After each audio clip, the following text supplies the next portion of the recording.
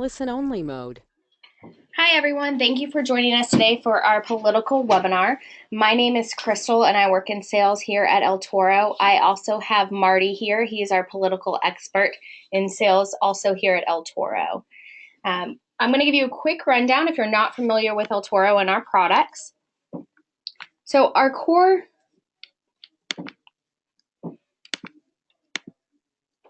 technology is our IP algorithm. What we're able to do is essentially digital direct mail. So you can give us a list of physical addresses. We'll run it through that algorithm. That algorithm consists of over 38 different public data platforms. We're able to hyper accurately map the IP address that matches the physical addresses that you originally gave us. We do this with a 95% confidence level or higher. Now, there's another number that's very important to remember besides that 95% confidence level or higher, and that's our match rate. Our average match rate for a list that you give us is an average of 50%. So if you give us a list of 100,000 addresses that you're wanting to target, we would be able to target 50,000 of those. Once we have your IP address, we're then able to serve either display ads or video ads directly to those physical households on a one-to-one household match rate. Then we serve those ads to them with our real-time bidding system that we've overlaid onto the exchanges, and we bid directly on the IPs to serve them ads no matter what website they visit. So if they go to ESPN.com, your client or your ad could show up on there as a 300 by 250. A couple days later, they get on and they go to CNN.com. Exact same concept. Now, everything we do is completely cookie-free. So the great part about that is we're really able to avoid that bot, that fraud, and that non-human traffic by bidding directly on the IP address only to people who are online at those physical addresses that you targeted. Another big difference between us and anybody else who does IP targeting is we do not target clusters or zones of IPs. It is strictly that one-to-one household method. Now, Marty's going to dive in a little bit more to the political for us. Hi guys, how you doing? I'm glad you could join us today on this webinar. Just wanted to, as background for political. I was recruited into this company to build our political division. We're very robust in that vertical. We've done over 850 political campaigns to date. That's always growing, as you can imagine, with the federal cycle this year. That is going to be a very big part of our business. We've worked on everything from several presidential primaries down to county clerks and everything in between. As well as a lot of lobbying and public advocacy type work, which we'll go into in a moment as well. I've spent about 5 years working for Congress. I worked for a Louisville Metro councilman for almost 4 years, and I was a political consultant for about a dozen years. So that's kind of my background in that space and why I work with this. So moving into the political, it's estimated that $1 billion is going to be spent this year in digital alone in in elections across the country. Actually, they've kind of revised that number a little bit. It's probably going to be closer to 1.3 billion. And if you take that into relation to the last federal cycle of 2012, in the last presidential election, there was about $400 million total spent in digital. Now, that's not just IP targeting. That's cookie targeting. That's Twitter. That's Facebook. That's email campaigns as well. It's just a part of it. So, over in that number, there'll be over $500 million spent on state, local, and ballot initiatives. And a lot of people want to know, who do you contact to start selling these services to them? Well, there's a lot of different targets. Obviously, in your own business, I'm sure you have certain targets of folks that you have relationships with, political consultancy groups, party structure, state parties, local parties, and then the individual campaigns or actual people running for office who are currently candidates or who are aspiring to become an elected official. So, the mayors, governors, clerks, judges, representatives, even presidential campaigns.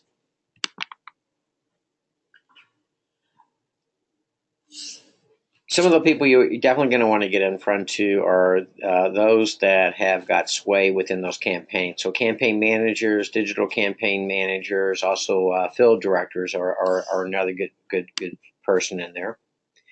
And great ways to find them.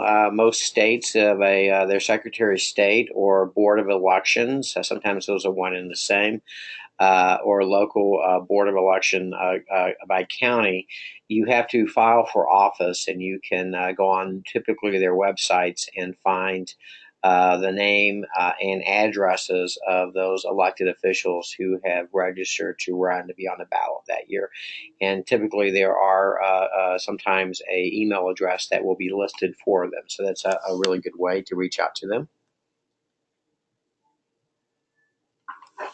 Obviously, if you use our case studies to kind of talk about some of those wins, why this is so effective, that will obviously get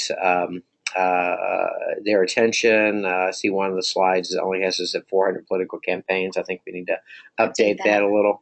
We'll be moving on to that. The one thing that's really great about IP targeting is if you have a good list, okay? Though political is only about 30% of our overall business, it is one of those businesses that they understand lists completely. Both parties have a database that's provided through their national parties and normally distributed to their state party apparatus for anyone of that political persuasion to have access to. These databases typically will have a list of all registered voters.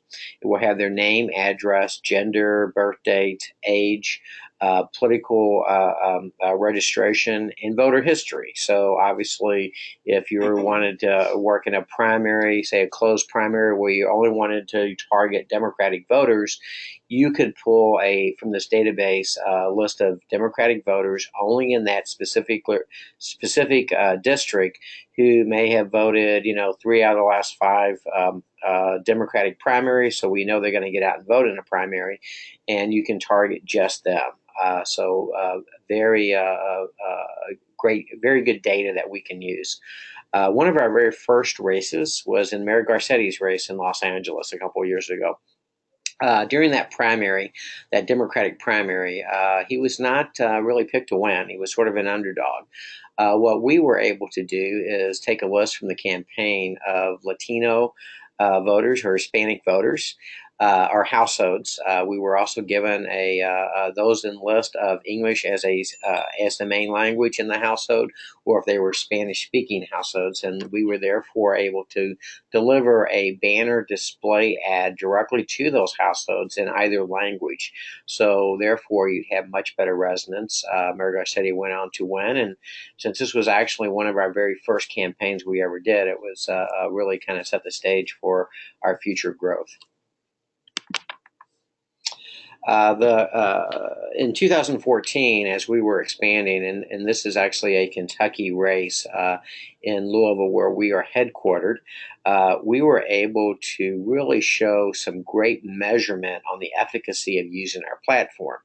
So with the judicial races, they're county-wide, meaning the whole county here in Louisville, and they're nonpartisan, so anyone can vote in these races. But there's not a lot of interest in the judicial races because most people don't have contact with judicial. It's usually influenced by attorneys and so forth. So in that race, we had a number of seats. There were 4 candidates who allowed us to test them. So a typical targeting in a judicial race in a primary, you would pull a list from the voter files of all voters, both parties, who voted at least 4 out of the last 5 primary elections, and then serve ads to them. So our 4 candidates served their own individual ads to those 4 out of 5 voters countywide at a frequency that befit their budget. What we wanted to do was show that we could increase their voter turnout by going after another targeted group.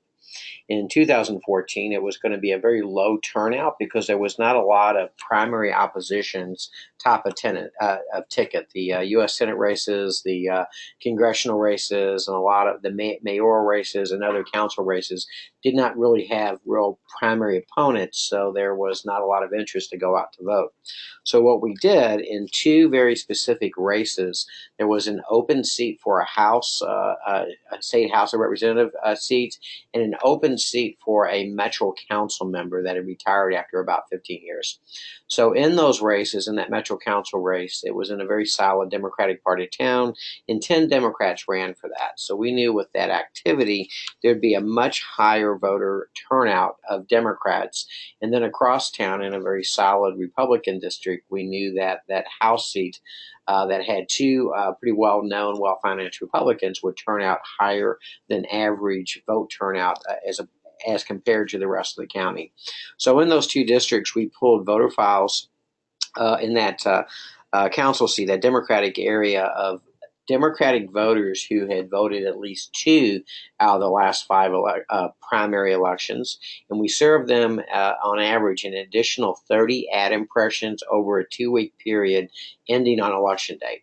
We did the same thing in the Republican House district, where we served Republican voters who had voted at least two out of the last five primary elections, an additional third ad impressions as well. The day after the election, we looked at how well our four candidates performed countywide, and then we looked at how well they performed in just those two districts, those four candidates. So they gave us actually 8 segments with which to measure. 4 candidates, 2 districts each, okay?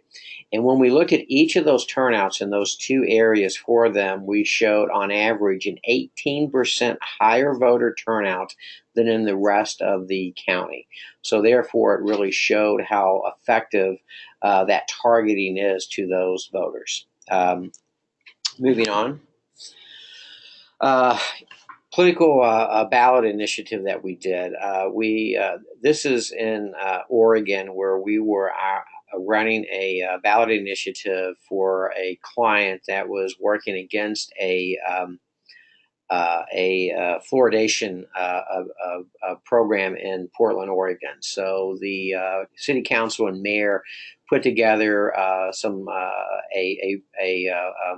legislation that was enacted that added fluoridation to their water supply. Well, our client was up in arms about these chemicals being added to their water supply, so they got the necessary signatures to put this on the ballot. So we were on that race leading up to the voter deadline. Now in Oregon, they've got an interesting voter system where they will, it's a mail-in ballot. They mail you your ballot, you fill it out, and it's postage paid, you send it back in. So as you can imagine, very high voter turnout or participation.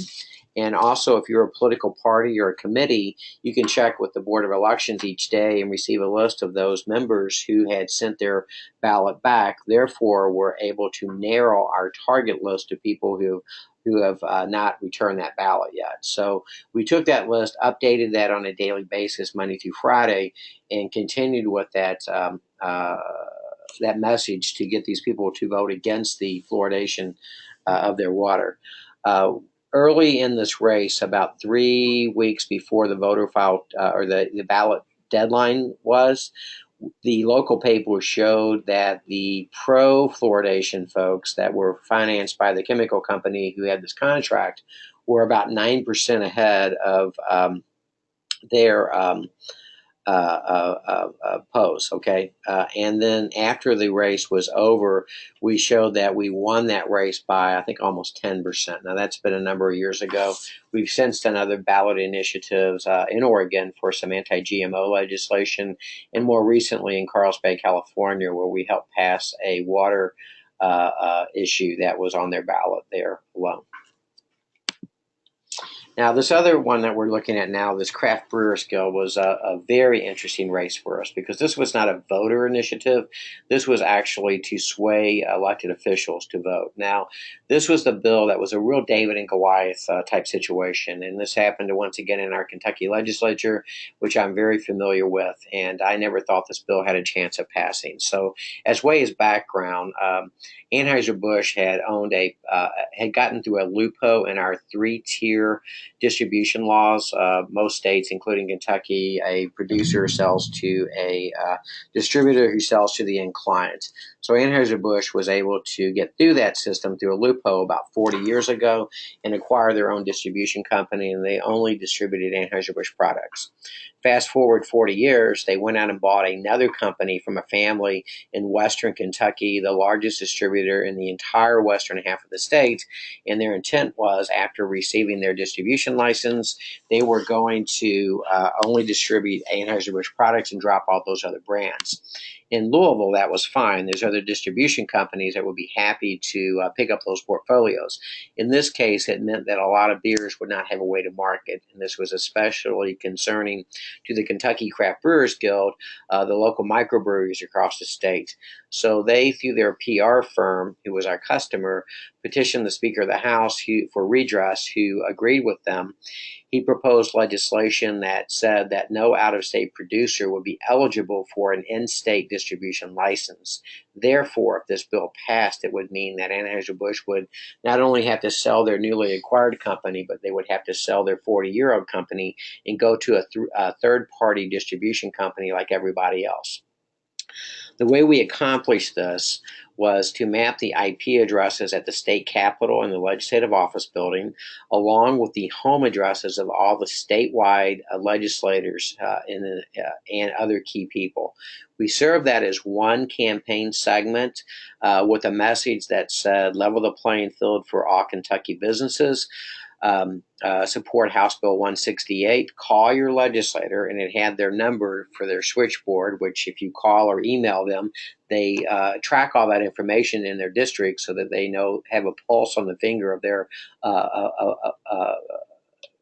constituency. So while it was in the House, though, and we just really wanted them to see that, it was more psych ops because most people, unlike you all, don't understand how digital works. I think if I go to ESPN.com or CNN.com, that whatever message I see, everyone else who's going there is seeing the same thing. And as you well know, everyone could be seeing a different ad. But while it was in the House, we were given a list of key representatives, 17 in fact, and we took a voter file of those 17 districts of fidelity voters, people that had voted at least 4 out of the last 5 elections, and we served that same message to them to drive traffic to influence their representatives. It worked. It passed the House with a pretty nice majority, though it was expected to pass, but not by that much.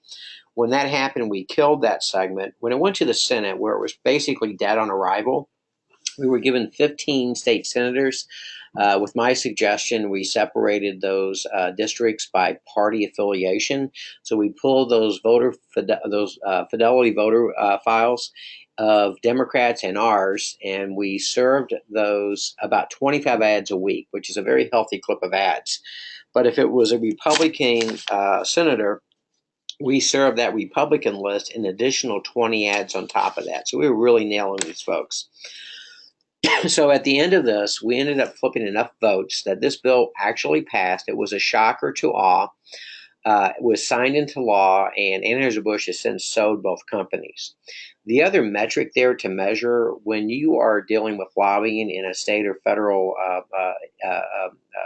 issue, you have got to report how much money is spent in those efforts. Anheuser-Busch was the largest spender in 2015 legislative session with a reported spend of $274,000. Their only agenda was to defeat this legislation. The Craft Brewers Guild spent a total of $10,050, out of which El Toro was paid around $6,000. I kind of wish we had Anheuser-Busch as the client there, but it really shows that effectiveness and what we did by that kind of targeting the right people at homes, offices, and then the right people to put pressure on them.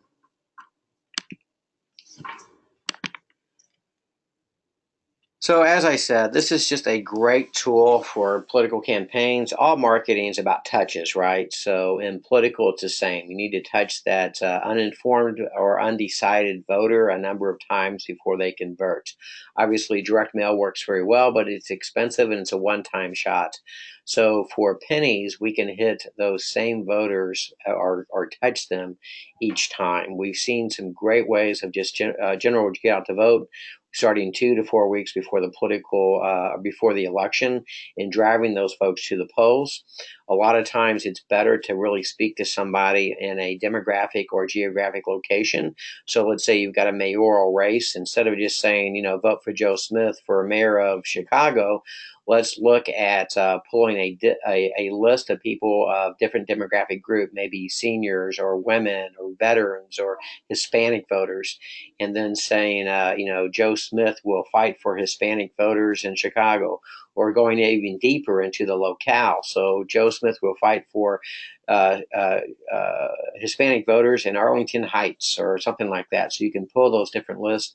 And when you see that, and I'm speaking to you as a person, it's really going to have a lot more resonance in what we do.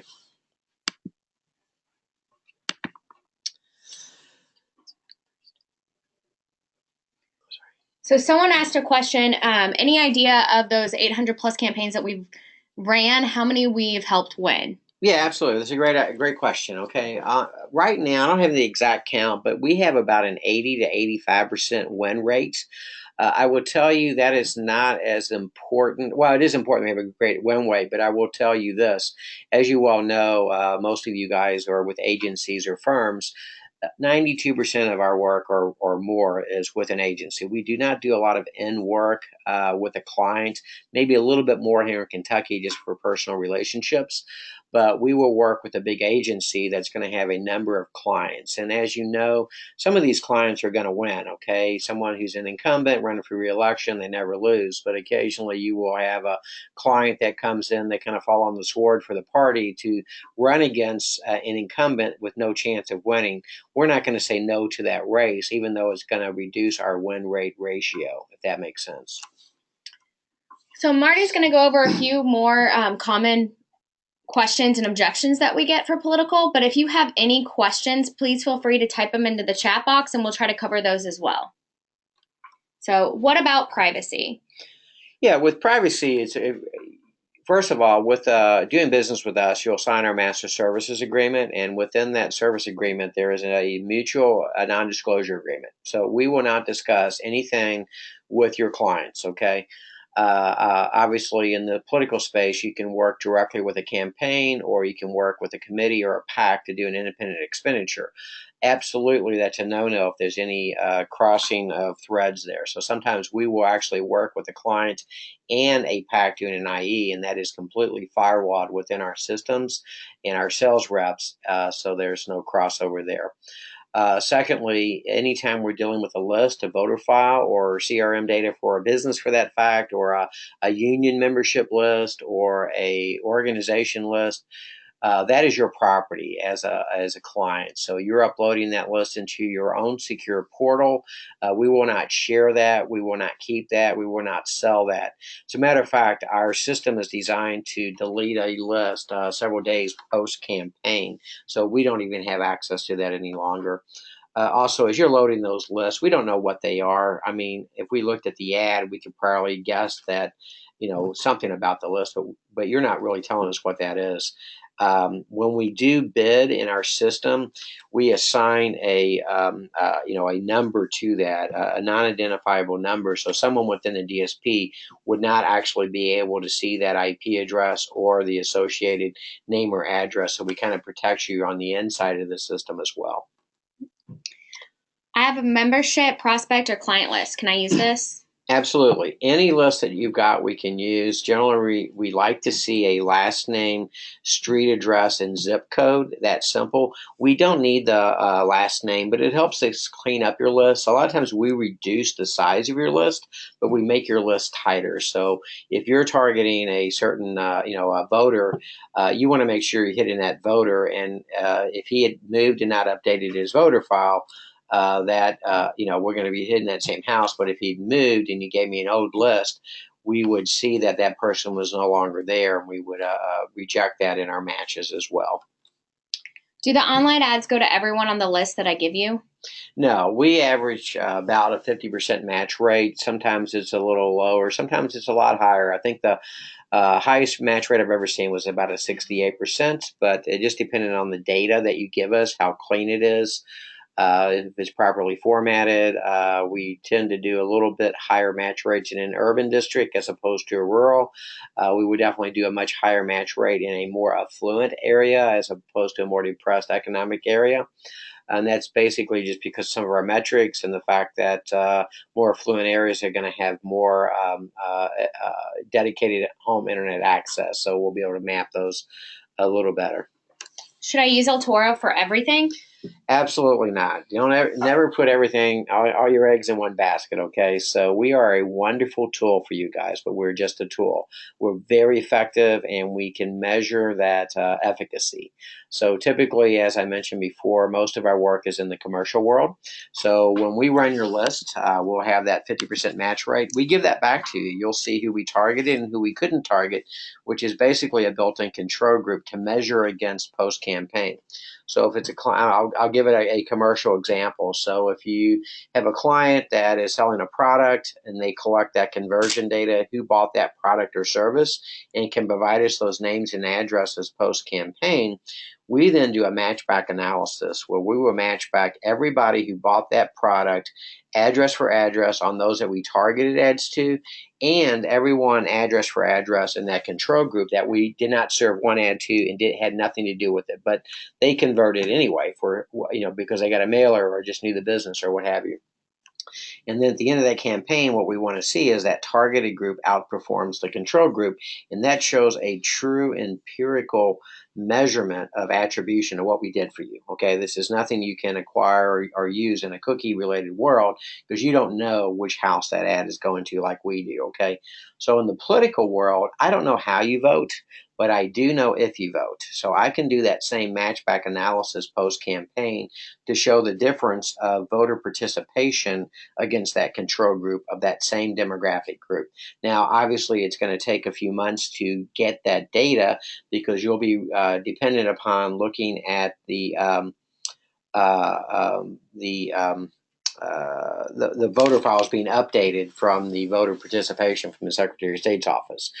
But we have seen on average between 4 to 6% higher voter turnout with that same demographic because once again, it's about touches. So, 4 weeks before the election up into election day, if I'm hitting those folks 40 times, it has an influence. So I believe we've got another question here. So one of the questions that came in is, can you speak to the basic rules of thumb for the appropriate or the approaches to political creative? Yeah, with any campaign, you obviously want a strong call to action. So, like Vote Tuesday or Vote for Joe Smith. You want to have that last name very prominent because obviously, when you get into the ballot box, you don't see anything else. That's the most important is that last name. Also, we strongly recommend that you've got some dynamic ads. Just use a GIF and use animation so that you've got something moving, something twinkling. They actually call that the sparkle effect. I've heard other names for it, but it draws your eye to something on the screen. When you're online surfing, you're not there to surf for ads. Well, maybe we do here at El Toro, but you're looking at something. You're looking to read that story or that score or the weather or what have you. But if something is moving, your eye has to look at it, and you want to capture that last name in that tenth of a second to do that. And by having those layers, you can get a couple more, a little bit of information there, like that. That Joe Smith fighting for the, women or Hispanic women in Chicago or what have you. It's going to kind of resonate because we're only sending it to that group anyway, so it's going to be better. The next question we have, are voter files ever actually available post-campaign for the matchback performance measurement? They are.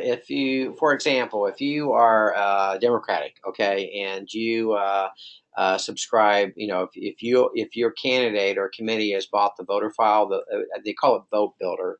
Through the DMC or DNC that comes to your state party. So the Vote Builder, as long as you pay for that, it's a yearly subscription. It's usually a nominal fee. It's more was created as a tool for these, and you're constantly updating that with what you see in those campaigns. They update that, and you'll have that year round. So you'll be able to pull those same lists. Sometimes it takes about 4 months before that date is updated because it's coming through the DNC and DC. But it definitely is available. You can buy those on the private market because the voter files with the DNC or the RNC, I think it's Voter Vault with the Republicans. I may have changed that, but it's Vote Builder with the Democrats. You can use that for as a committee or as a candidate if you're a Democrat, but you can't use it for commercial purposes. But there are other private companies out there that have access to that. You can purchase that a lot of times through your Secretary of State. You can either do that as through a web portal, or you can buy a CD of those updated lists for a nominal fee. I think in Kentucky here it's about $30 to buy the statewide list. We have a couple more FAQs we're going to go over, but if you have any questions, make sure you get them in the box so we can get them answered before the webinar is completed. Yeah. Are we nonpartisan? Absolutely.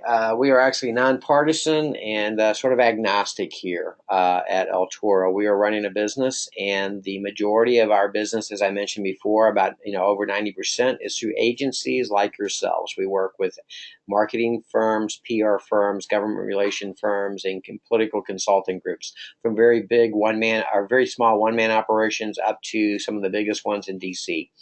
Each and every one of you will have your own secure portal into our system. You will only see your campaigns, and you upload those. You don't get my permission to do that. You upload those, and I would literally have to go through our system, our 2,000 to 5,000 campaigns that are running on a daily basis, and see what you're doing. So there's no way for us to control exclusivity. Sometimes we get that question. So you upload those. That's all firewalled, and we don't get in on one side or on the other. Absolutely. So next question. I am a candidate, campaign manager, trade association, PAC, etc. Why didn't my consultant, lobbyist, or media buyer tell me about this? Well, good question. El Toro's been around for 3.5 years. We're growing rapidly. We're actually expanding our reach internationally this year and hope to be in about 20 countries in the next 12 months or so. Obviously, there is a lot of digital business out there. We just happen to be the only one in the world that is cookie-free and that can deliver on a one-to-one household basis. And we are spreading our word. The way we work is going through and recruiting agents like yourselves. And word is spreading. A lot of our folks are white labeling that product, so some of their end clients will never hear the word El Toro. So we are fast growing. Maybe we have just not had contact with them. A lot of times, some campaign consultants prefer to use other methods. Unfortunately, there's a lot of other methods out there that consultants and media buyers make a little more money at, like TV, for example. It's not as targeted, but to each their own. But we are fast growing. So I think Marty covered that last question pretty well with that answer. So if you have any more questions, go ahead and get them in right now because we're going to be wrapping up the webinar. If you would like a copy of this deck, you can reach out to myself. It's Crystal, Crystal, at eltoro.com, and I'm more than happy to send it over to you. You can also reach out to your sales rep if you already have one, and they can get it over to you as well. But we appreciate your time. Let's see.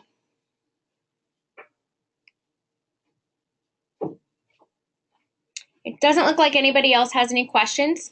So thank you again for your time, and join us for another webinar and reach out to us if you have any other questions. Thank you, guys.